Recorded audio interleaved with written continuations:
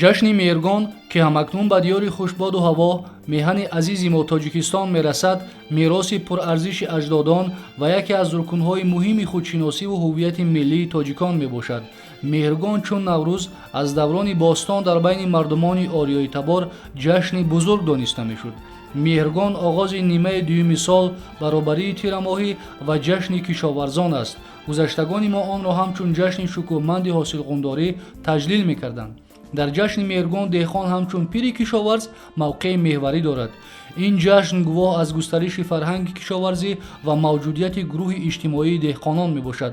ҳанӯз дар аҳди қадим дар сарзамини ориёи таборон ҷашни меҳргон бо шукӯҳу шаҳомати хоса баргузор мегардид.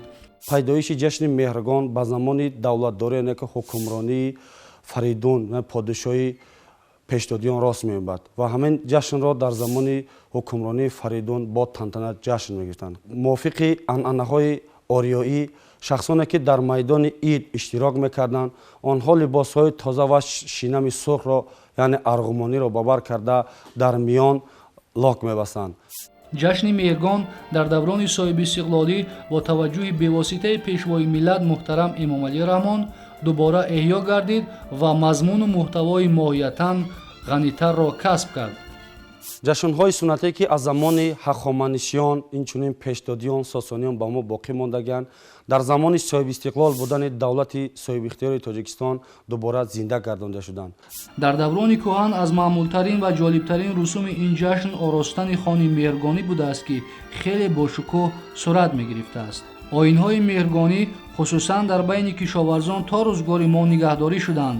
меҳргон дар фарҳангу тамаддуни тоҷикон ҷойгоҳи ба худ хос дошта, мардум арзишҳои волои онро дар хотираи таърихии хеш на танҳо чун дури гаронбаҳои маънавӣ ҳифз карданд, балки сарфи назар аз фишори аҷнабиён дар давоми ҳазорсолаҳо расму оини худро вобаста ба талаботи давру замон васеъ таҷлил мекарданд. истиқлоли давлатии Тоҷикистон барои эҳёи расму оинҳои миллӣ аз ҷумла меҳргон заминаи воқеӣ ба вуҷуд овард. бо қарори ҳукумати ҷумҳурии Тоҷикистон аз 5 августи соли 2009 меҳргон дар ҷумҳурӣ ҳамчун ҷашни миллӣ эътироф гашта, дар баробари ин ҳукумати ҷумҳурии Тоҷикистон пайваста талош меварзад то мероси ғании фарҳангӣ, расму оинҳои ниёгон дар доираи чорабиниҳои давлатӣ таҷлил гарданд.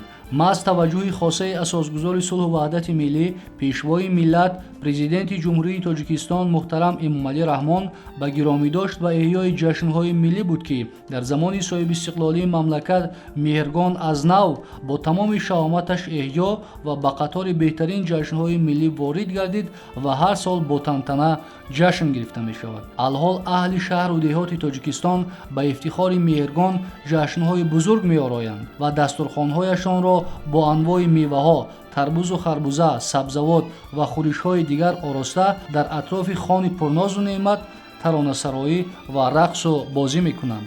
мардум ҷашни меҳргонро бо нияте баргузор менамояд, ки ҳамасола ҳосили деҳқонияш фаровон гардад, рӯзгорашон осудаю молу ҳолашон бегазанд бошад ва хайру баракат аз хонадонашон канда нашавад. имрӯз меҳргон ҷашни кишоварзон, ҷашни ҳосилу фаровонии неъмати деҳқонӣ, баракати рӯзгор ва хушии мардуми фарҳангсиришту заҳметпешаи Тоҷикистон шинохта шудааст ва ҳамасола бо тантана истиқбол мешавад.